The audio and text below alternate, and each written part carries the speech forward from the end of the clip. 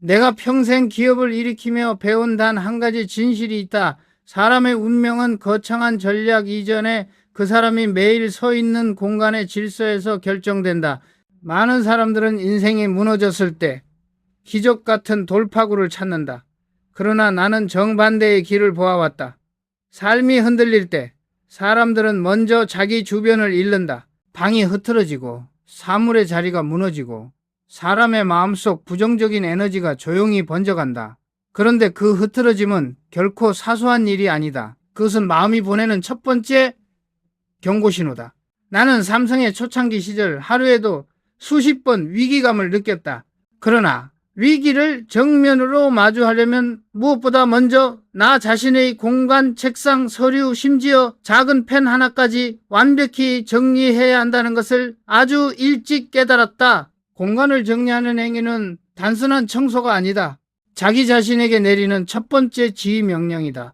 혼란한 책상은 혼란한 사고를 만들고 지저분한 공간은 결국 결속력을 흐트러뜨린다. 사람은 절대 공간을 이길 수 없다. 늘 그 공간이 사람을 만든다. 오늘 당신에게 들려줄 이야기도 같다. 어떤 저자는 인생이 무너진 친구에게 돈을 빌려주지 않고 걸레를 쥐어주었다. 냉정해 보일지 모른다. 그러나 나는 그 선택을 깊이 이해한다.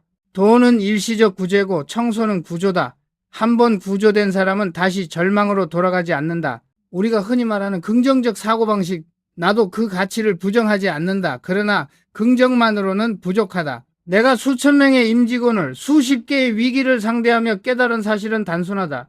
부정적인 에너지가 제거되지 않은 상태에서 긍정은 절대 지속될 수 없다. 깨끗이 비워내지 않으면 새 것은 들어오지 않는다. 비워내지 않은 마음 위에 쌓아 올린 성공은 모래성이다.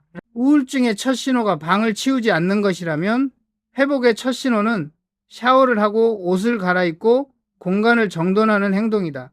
나는 그 과정을 수없이 보아왔다. 사람은 생각보다 단순한 존재다. 바뀐 행동이 마음을 되돌리고 정리된 공간이 새로운 사고를 만든다. 1980년대 뉴욕이 범죄율을 75%까지 떨어뜨린 것도 같다. 중범죄자 체포가 아니라 도시 곳곳에 낙서를 지우는 일부터 시작했다. 이른바 깨진 유리창 법칙이다. 나는 이 사례를 접하고 깊이 공감했다. 기업도 사람도 사회도 같다. 작은 균열을 방치하면 전체가 무너진다. 작은 질서를 회복하면 전체가 다시 살아난다. 디즈니랜드가 청소 인력에 가장 많은 투자를 한다는 사실을 알고 있는가? 나는 그 이유를 명확히 알고 있다. 깨끗한 공간은 사람의 마음속 신뢰와 기대를 높인다. 공간을 다스리는 능력은 곧 경영의 핵심 요소다. 이제 당신의 삶도 같다. 아무리 노력해도 계속 어긋나고 방향이 흐려지고 집중이 깨지는 이유는 단순하다. 당신의 마음속 부정적 에너지, 그리고 당신의 공간이 당신을 발목 잡고 있기 때문이다. 나는 오늘 당신에게 이렇게 말하고 싶다. 성공은 거대한 결심에서 시작되지 않는다. 당신의 공간을 바로잡는 작은 행동에서 시작된다. 이것이 모든 변화의 출발점이다. 내가 수십 년 동안 리더들을 지켜보며 깨달은 사실이 있다. 성공하는 사람은 반드시 비우는 능력을 먼저 갖춘다. 반대로 실패하는 사람은 버리지 못한다. 버리지 못하면 공간이 막히고, 공간이 막히면 기회가 들어올 자리가 없다. 기업도 사람도 동일하다. 부정적 요소를 제거하지 않으면 새로운 성장은 결코 일어나지 않는다. 저자가 말한 청소의 두 가지 힘, 부정적 에너지를 제거하는 힘, 긍정적 에너지를 받아들이는 힘. 이 구조는 내가 평생 기업을 운영하며 보아온 원리와 완전히 동일하다. 나는 새로운 사업을 시작할 때 항상 먼저 묻는다. 무엇을 새로 할 것인가가 아니라 무엇을 버릴 것인가. 덜어낸 만큼 본질이 드러나고 본질이 드러난 만큼 결단이 빨라진다. 긍정적 사고는 물론 중요하다. 그러나 부정의 잔재를 제거하지 않으면 긍정은 순간의 불꽃처럼 사라진다. 사람들은 자주 말한다. 저는 긍정적으로 생각하려고 노력하고 있습니다. 그러나 나는 그들에게 묻는다. 그 긍정을 가로막는 오래된 감정, 미련, 두려움은 정리했습니까? 청소를 통해 사람은 자신을 마주하게 된다. 더러운 화장실을 닦다가 울음을 터뜨렸다는 저자의 친구 이야기. 나는 이 장면을 이해한다. 사람은 먼지 위에서 눈물을 흘리지만 눈물이 닦고 난 그 자리에 새로운 의지가 깨어난다. 정리란 감정의 퇴적층을 걷어내는 과정이다. 나 역시 여러 번 경험했다. 기업을 변혁하려면 조직의 구조를 바꾸기 전에 사람들의 오래된 사고방식을 제거해야 한다. 조직의 책상 속에 쌓인 낡은 서류 더미처럼 사람의 마음도 오래된 두려움과 습관으로 가득 차 있다. 그것을 버리기 전에는 절대 혁신이 일어나지 않는다. 저자가 말한 환기 버리기, 두려움 제거 정돈 21일 유지는 단순한 청소 과정이 아니다. 이는 인간 변화 메커니즘의 가장 본질적인 형태다. 특히 버리기는 단순히 물건을 내다 버리는 것이 아니라 에너지를 회복하는 가장 적극적 행위다. 첫째, 매일 당신의 에너지를 훔쳐가는 것들. 둘째, 과거에 묶어두는 물건들.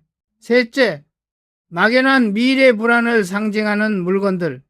나는 이것을 기업에도 그대로 적용했다. 불필요한 사업, 지나간 성공의 잔재, 미래 불안 때문에 붙잡고 있는 비효율. 이 모든 것을 버릴 때 기업은 다시 숨을 쉬기 시작한다. 사람도 같다. 공간이 무너지면 마음이 무너지고 마음이 무너지면 행동이 멈춘다. 그러나 비우기 시작하는 순간 흐름이 달라진다. 공간을 정돈하는 순간 삶의 기세가 바뀐다. 나는 당신에게 분명히 말한다. 버리는 능력은 성공의 첫 번째 자격증이다.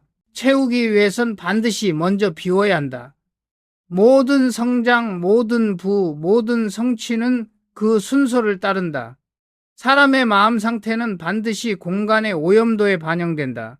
곰팡이, 먼지, 방치된 물건들, 이런 것들은 단순한 이물질이 아니다. 그것은 마음 깊은 곳에서 해결되지 않은 감정, 두려움, 미뤄둔 과제를 시각화한 그림자다. 내가 수많은 임직원을 마주하며 보아온 현상도 같다. 정리되지 않은 책상에서 성장하는 사람을 본 적이 없다.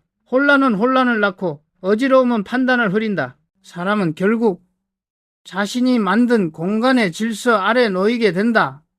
저자의 친구가 엄청난 빚을 지고 방에 틀어박혀 있었을 때 저자는 그에게 돈이 아닌 걸레를 쥐어 주었다.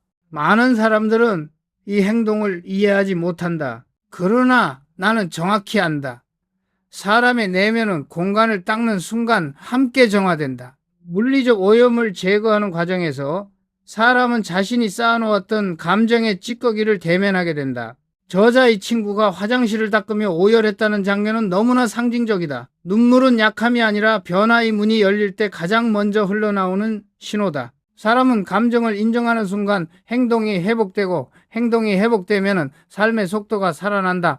그 친구가 결국 취직을 하고 빚을 갚고 삶을 바로 세울 수 있었던 이유도 화장실 바닥에 오물을 닦아냈기 때문이 아니라 그 바닥을 닦는 과정에서 자기 자신을 다시 바라보았기 때문이다. 나는 기업에서도 비슷한 사례를 수없이 보았다.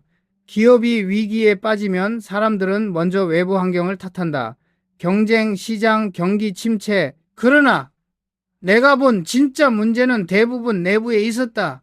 필요 이상으로 낡은 시스템, 불필요하게 복잡한 절차, 그리고 해결되지 않은 감정, 조직 곳곳에 쌓인 먼지들, 이것을 닦아내지 않으면 아무리 새로운 전략을 들이대도 조직은 움직이지 않는다. 사람도 완전히 동일하다. 청소에는 한 가지 중요한 원리가 있다. 오염은 작을 때 제거해야 한다. 작은 곰팡이, 작은 얼룩, 작은 무질서, 이것을 방치하면은 어느 순간 사람이 그 공간에 지배당한다. 그러나 작은 오염을 제거하는 사람은 결국 자신의 삶을 지배한다. 저자는 오염을 지우는 행위를 현실 직면이라고 표현했다. 나는 이 말에 깊이 공감한다. 사람은 언제나 현실을 회피하려 한다. 그러나 걸레를 들고 바닥을 닦는 순간 사람은 자신이 도망치던 문제를 손으로 직접 마주한다. 이것이야말로 변화의 핵심이다. 기업의 혁신도 개인의 성장도 결국 다음 한 문장으로 설명된다. 오염을 제거하는 순간 중심이 돌아온다. 중심이 돌아오면 판단은 명확해지고 행동은 일관성을 갖는다. 삶은 더 이상 흔들리지 않는다. 그리고 이 모든 변화는 복잡한 방법에서 시작되지 않는다. 바닥의 오염을 닦아내는 그 단순한 순간에서 시작된다. 많은 사람들은 정리정돈을 단순히 물건을 제자리에 두는 행위라고 생각한다. 그러나 나는 수십 년 동안 조직과 사람을 지켜보며 분명히 말할 수 있다. 정리정돈은 질서의 문제가 아니라 정체성의 문제다. 정돈된 공간은 단지 깨끗한 것이 아니라 그 공간을 사용하는 사람의 정신구조를 반영한다. 저자가 만난 37세 회사원이 심할서를 밥 먹듯이 쓰던 이유도 같다. 그는 능력이 부족한 것이 아니었다. 그의 책상 속이 혼란스러웠고 물건들이 제자리에 있지 않았다. 그는 말한다. 회사에서 제 존재가 무슨 의미가 있는지 모르겠습니다. 나는 이런 말을 듣는 순간 그 사람의 내면 상태를 즉시 이해한다. 정리가 되지 않는 사람은 결국 자신의 자리를 잃는다. 물건의 위치가 흐트러지면 사람의 역할도 흐려지고 점점 자신에 대한 확신을 잃어버린다. 저자가 그 사람에게 시킨 것은 단순했다. 매일 서랍을 닫고 정리정돈 후 스스로를 칭찬하라. 이 사소한 변화가 그의 인생을 되돌렸다. 정리를 반복하는 동안 그는 자신의 역할을 다시 보기 시작했고 스스로 해야 할 일이 눈에 들어왔다. 실수는 줄었고 조직 비용 절감 아이디어까지 제안했다. 정리정돈은 이렇게 사람을 다시 본래 자리로 돌려놓는다. 정돈된 책상은 정돈된 마음의 지휘소다. 나는 기업에서도 같은 장면을 봐왔다. 조직이 위기에 빠졌을 때 가장 먼저 확인해야 할 것은 전략이 아니라 현장의 질서다. 공장의 바닥이 더럽고 서류가 제멋대로 쌓여있고 회의실의 화이트보드에 오래된 낙서가 남아있다면 그 조직은 이미 스스로의 중심을 잃은 것이다. 질서를 잃은 조직은 판단이 흐리고 행동이 느리고 책임이 사라진다. 정리는 단순히 깔끔하기 위해 하는 것이 아니다. 정리는 기능을 복원하는 일이다. 물건이 있어야 할 곳에 정확히 있어야 그 물건의 기능이 살아나고 그 기능이 살아나야 사람의 역할이 살아난다. 사람도 마찬가지다. 혼란스러운 환경 속에서는 어떤 능력도 발휘되지 않는다. 정리정돈은 그 혼란 속에서 나는 누구인가, 무엇을 해야 하는가를 다시 묻는 과정이다. 정리정돈은 공간이 아니라 자신을 정리하는 일이다. 저자가 말한 대로 정리정돈을 끝내고 나면 누구나 묘한 안정감을 느낀다. 그 안정은 단순한 기분이 아니라 자기 존재의 경계가 다시 세워진 신호다. 경계가 선 사람은 흔들리지 않는다. 흔들리지 않는 사람은 결국 성장을 선택한다. 나는 오늘 당신에게 단호하게 말한다. 당신이 자신의 물건을 제자리에 둘 때 당신의 인생도 제자리를 찾는다. 정리정돈은 성공의 예고편이다. 예외는 없다. 나는 오랫동안 사람과 조직의 변화를 지켜보며 한 가지 분명한 진실을 보았다. 사람은 단 하루의 결심으로 바뀌지 않는다. 그러나 21일의 반복은 사람을 완전히 바꾼다.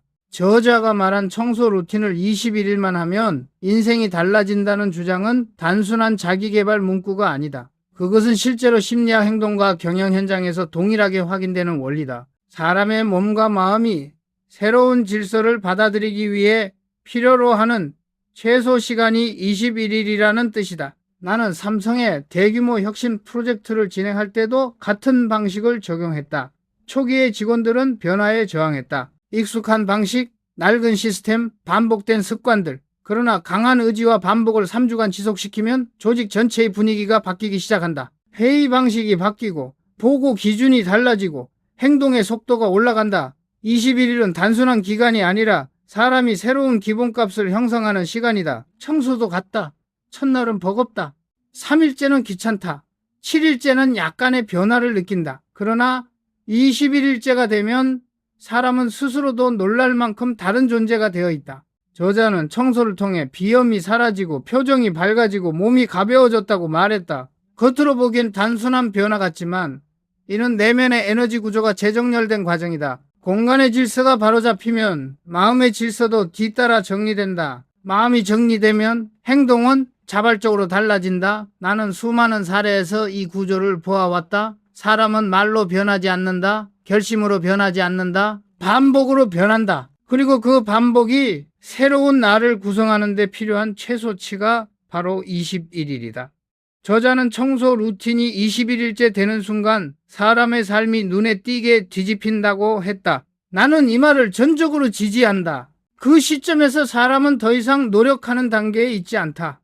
그들은 이미 달라진 존재로 살아가기 시작한 것이다. 청소는 의무가 아니라 자연스러운 행동으로 변하고 정리는 선택이 아니라 습관이 되며 질서는 억지로 만드는 것이 아니라 본능이 된다. 나는 당신에게 단호하게 말한다.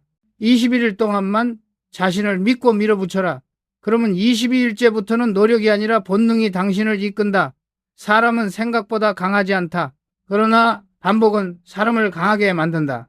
21일의 질서가 쌓이면 그 위에는 어떤 목표든 올릴 수 있다. 기업도 사람도 모든 변화는 이 원칙을 벗어나지 않는다. 나는 평생 수많은 기업가, 경영자, 리더를 만났다. 그들 사이에는 하나의 공통점이 있었다. 성공은 결코 우연한 결과가 아니라 생활 전체에 스며든 질서의 패턴에서 나타난다. 그리고 이 패턴은 작은 습관에서 시작된다. 저자가 퍼스트 클래스 승객들에게서 관찰한 습관들이 바로 그것이다. 먼저 놀라운 사실이 있다. 퍼스트 클래스 승객들은 비행기에서 신문을 잘 읽지 않는다. 왜냐하면 이미 도착하기 전에 모든 중요한 정보와 흐름을 파악한 상태이기 때문이다. 나는 이 자세를 깊이 이해한다. 성공하는 사람은 언제나 사후 학습이 아니라 사전 대비를 한다. 그들은 시간을 소비하지 않고 시간을 설계한다. 또 하나의 특징은 그들의 짐이 가볍다는 점이다. 나는 이것을 정신적 기민함의 증거로 본다. 물건이 많을수록 마음은 무거워진다. 반대로 꼭 필요한 것만 챙기는 사람은 언제나 빠르게 움직이고 빠르게 판단한다. 짐이 가볍다는 것은 곧 잡념이 적다는 뜻이다. 성공은 결국 불필요한 것들을 덜어내는 능력에서 시작된다. 하지만 그 중에서도 가장 인상 깊었던 습관은 단 하나. 그들은 책을 읽는다. 많이 읽는다. 아주 깊게 읽는다. 퍼스트 클래스 승객의 가방에는 항상 책이 있다. 두꺼운 역사서, 묵직한 전기, 통찰이 담긴 비즈니스 서적들. 나는 이 장면을 너무나 잘 안다. 성공하는 사람은 정보보다 지혜를 찾고 현재보다 맥락을 본다. 역사를 읽는 이유도 같다. 역사는 가장 강력한 스승이며 성공한 이들은 늘 더 뛰어난 멘토를 찾는다. 또한 저자가 목격한 중요한 습관이 있다. 책은 깨끗하지 않다. 모서리는 접혀있고 밑줄이 그어져 있고 메모가 빼곡하다. 그들은 책을 소비하지 않는다. 책과 대화한다. 내가 임원과 직원을 평가할 때도 그 사람의 책을 보면 그의 사고방식을 읽을 수 있었다. 독서는 단순한 취미가 아니라 사고의 깊이를 만들고 의사결정의 질을 끌어올리는 경영행위다. 그리고 그들은 작은 물건을 가볍게 다루지 않는다. 자신이 오래 사용한 펜, 낡았지만 애착 있는 수첩, 시간의 흔적이 남은 소품, 성공하는 사람은 그것을 명품보다 더 소중히 여긴다. 왜냐하면 그 안에는 자신의 성장 과정, 실패, 결단의 역사가 담겨 있기 때문이다. 이 모든 습관은 거창해 보이지만 사실 매우 단순한 원리를 말한다. 성공은 이벤트가 아니라 라이프 스타일이다. 퍼스트 클래스에 앉는다고 성공하는 것이 아니라 이미 성공한 삶의 방식이 그들을 그 자리에 앉힌 것이다. 나는 오늘 당신에게 질문하고 싶다. 당신이 가진 습관은 퍼스트 클래스의 방향으로 향하고 있는가? 성공을 바라기 전에 성공의 습관을 먼저 갖춰야 한다. 습관이 길을 만들고 그 길이 당신을 올려둔다. 나는 평생 경영을 하며 한 가지 진실을 확신하게 되었다. 기록하지 않는 사람은 결국 아무것도 남기지 못한다. 성공하는 사람과 그렇지 않은 사람의 차이를 극명하게 드러내는 습관이 있다면 바로 메모다. 저자가 퍼스트 클래스에서 근무하며 관찰한 사실, 그들은 어떤 경우에도 펜을 빌리지 않는다. 왜냐하면 성공하는 사람은 자기 도구를 스스로 갖춘다. 작은 펜 하나가 아니라 자신의 사고 체계와 태도를 갖춘 것이다.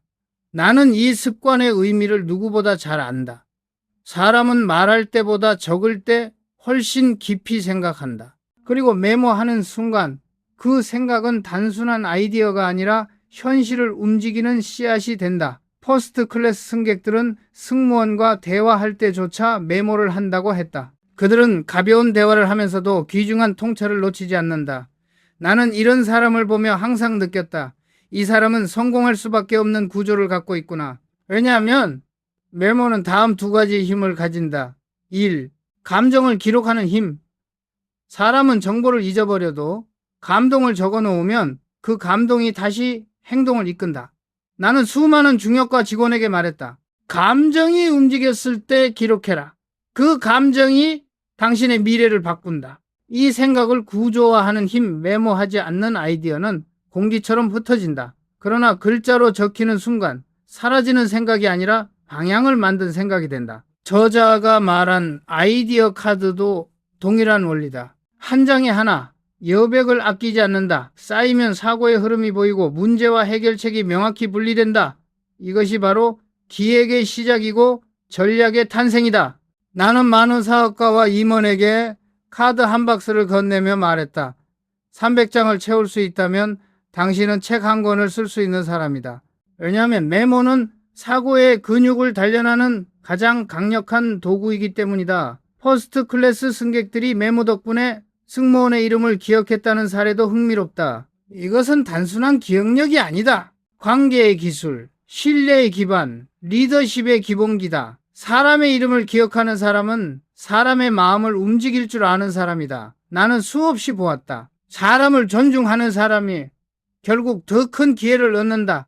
성공은 거대한 전략에서 시작되지 않는다. 다른 사람의 한마디를 진지하게 듣고 그 속에서 단 하나의 통찰을 발견해 기록하는 사람에게 성공은 자연스레 찾아온다. 오늘 나는 당신에게 이렇게 말하고 싶다. 수첩과 펜을 들고 다녀라.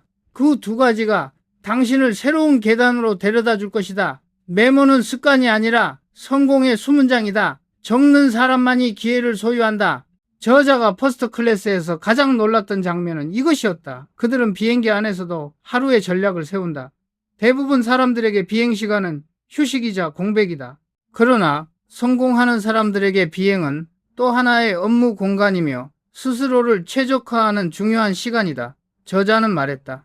퍼스트 클래스 승객들은 도착 후 스케줄을 짜는 것이 아니라 비행 중 스케줄을 완전히 설계해 놓는다. 어떤 영화를 볼지, 언제 잠을 잘지, 무슨 책을 어느 정도까지 읽을지까지 그들은 하루를 소비하지 않는다. 하루를 조율한다. 나는 이 태도를 매우 높게 평가한다. 왜냐하면 성공은 우연이 아니라 정밀한 시간 운영의 결과이기 때문이다. 비행기 안에서 무작정 일에 매달리는 사람도 있다고 한다. 그러나 퍼스트 클래스 승객은 다르다.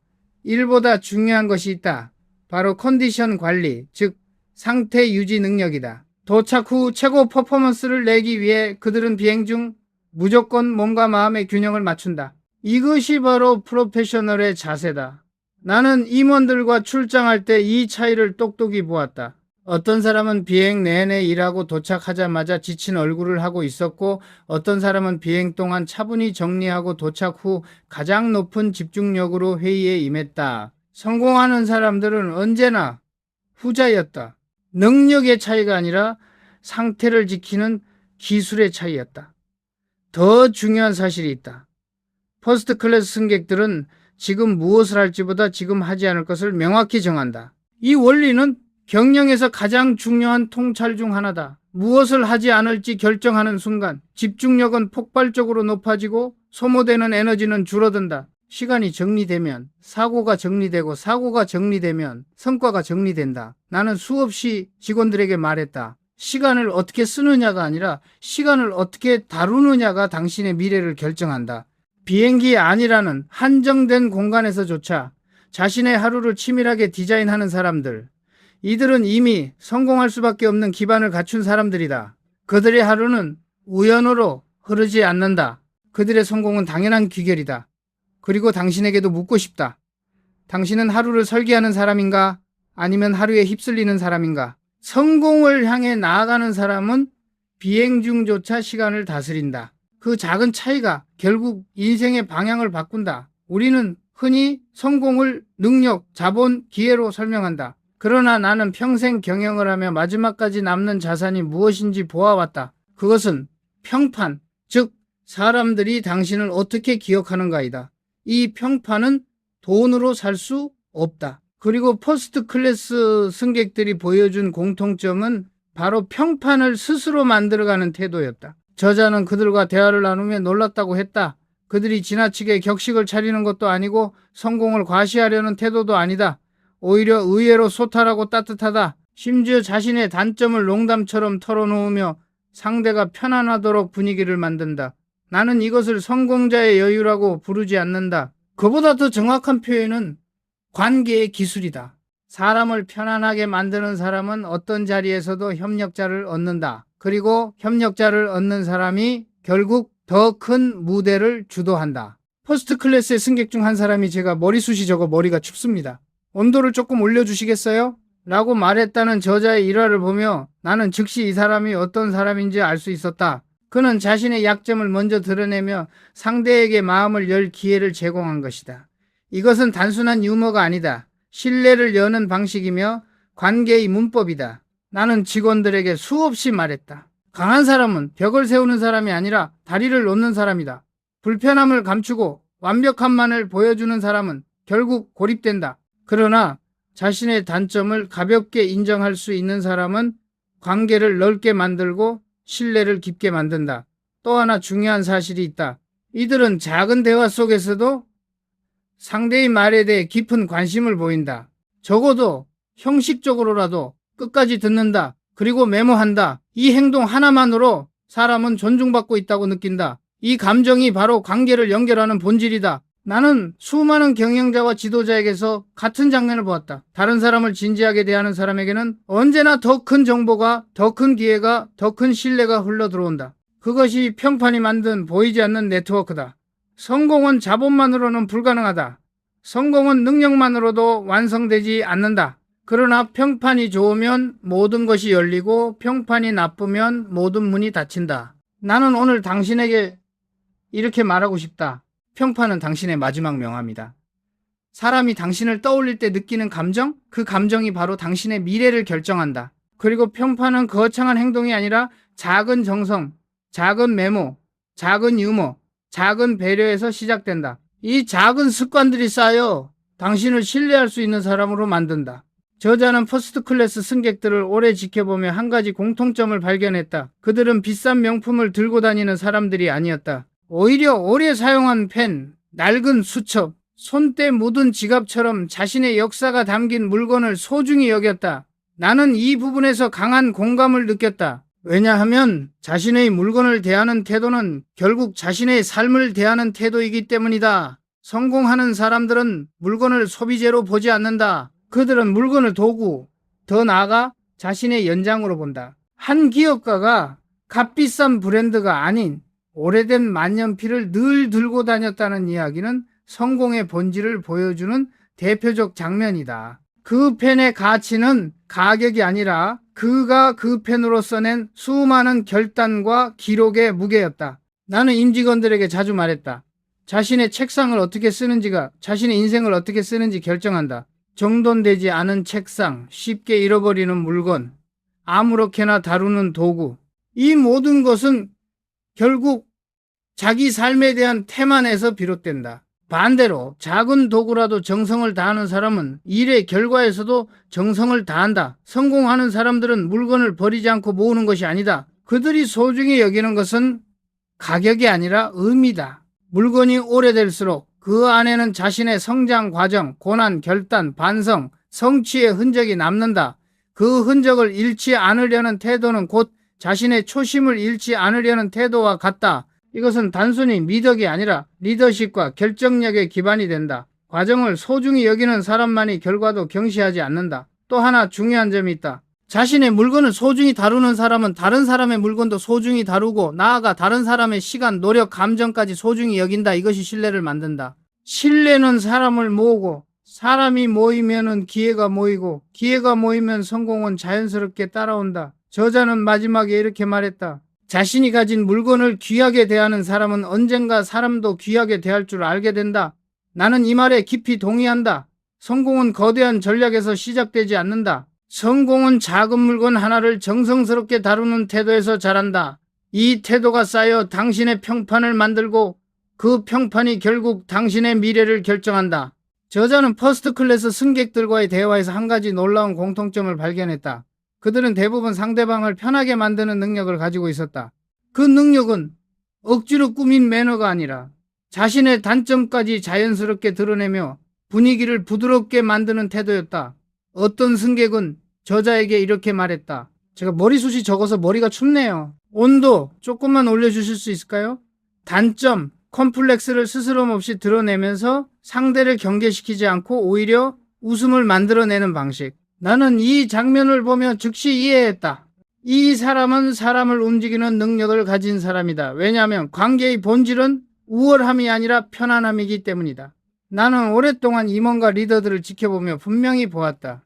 사람을 편안하게 하는 사람만이 조직을 움직인다. 지식이 많은 사람, 말을 잘하는 사람, 능력이 뛰어난 사람보다 사람이 가까이 하고 싶은 사람, 대화를 하고 싶은 사람이 결국 더 큰 영향력을 가진다. 성공하는 사람들은 관계를 점수 얻기의 대상으로 보지 않는다. 그들은 관계를 하나의 인간적 교류로 보고 상대를 존중하며 감정을 살피며 작은 말투 하나까지 세심하게 조절한다. 그들은 단순히 외교적인 것이 아니라 상대가 마음을 열 수 있는 분위기를 구축하는데 능숙하다. 여기에는 중요한 원리가 있다. 인간은 논리에 의해 움직이지 않고 감정에 의해 움직인다. 감정이 열리면은 논리는 자연스럽게 따라오고 감정이 닫히면은 어떤 논리도 통하지 않는다. 성공하는 사람들은 이 원리를 본능적으로 알고 있다. 그래서 그들은 자신을 완벽하게 보이려 하지 않는다.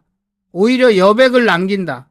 유머, 따뜻함, 인간적인 허점, 이 작은 틈이 상대의 마음을 연다. 또 하나의 공통점이 있다. 그들은 상대방의 이름, 말투, 관심사 같은 작은 디테일을 기억한다. 그 기억은 단순한 예의가 아니다. 관계를 장기적으로 설계하는 전략이다. 기억된 사람은 다시 돌아오고 돌아오는 사람은 신뢰가 쌓인다. 이 신뢰가 결국 성공의 기반이 된다. 나는 기업 경영 내내 이렇게 말했다. 관계는 숫자가 아니라 자산이다. 대부분의 사람들은 재무제표의 숫자만 중요하다고 생각한다. 그러나 진짜 위기나 기회는 숫자가 아니라 사람이 만든다. 오늘 나는 당신에게 한 가지 조언을 남기고 싶다. 완벽하려 하지 말고 진실하려 하라.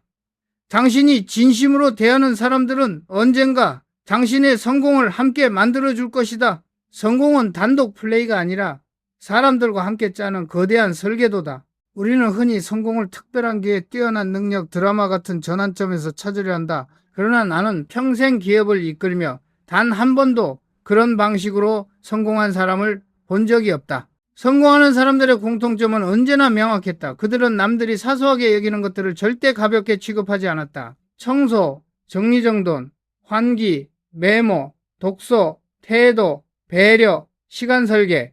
이 모든 요소는 작아 보이지만 이 작은 습관들이 모여 사람의 운명을 결정짓는 거대한 구조를 만든다. 저자의 말처럼 변화를 원한다면 먼저 당신 주변의 공간을 바꾸어야 한다. 왜냐하면 공간은 마음을 밀어붙이고 마음은 행동을 이끌고 행동은 미래를 만든다.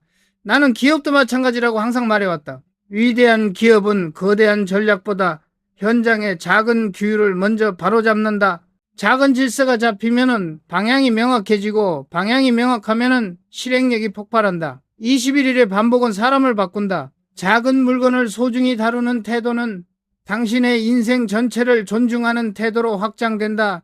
메모하는 습관은 사고의 깊이를 만들고 다른 사람을 편하게 하는 태도는 신뢰를 구축하며 신뢰는 결국 당신의 가장 강력한 자산이 된다. 이 모두가 바로 퍼스트 클래스의 삶을 이루는 핵심 요소들이다. 이것은 돈이 많아서 가능한 삶이 아니다. 오히려 이 습관들을 가진 사람이 결국 그 자리에 앉게 된다. 비행기의 좌석이 사람을 바꾸는 것이 아니라 사람의 습관이 그 좌석으로 이끌어준다. 나는 당신에게 마지막으로 이렇게 말하고 싶다. 성공은 선택된 사람들의 길이 아니라 준비된 사람들의 길이다. 그리고 그 준비는 대단한 일이 아니다. 오늘 창문을 여는 것, 불필요한 것을 버리는 것, 책상 서랍을 정돈하는 것, 수첩을 꺼내 한 줄을 적는 것, 이 작은 행동들이 쌓여 당신을 전혀 다른 차원의 삶으로 데려갈 것이다. 성공은 거창하지 않다. 그러나 성공은 결코 가벼운 사람에게 오지 않는다. 자신과 공간을 다스리는 사람, 습관을 설계하고 시간을 통제하는 사람, 작은 일에 진심을 담는 사람에게 성공은 조용히 그러나 반드시 찾아온다.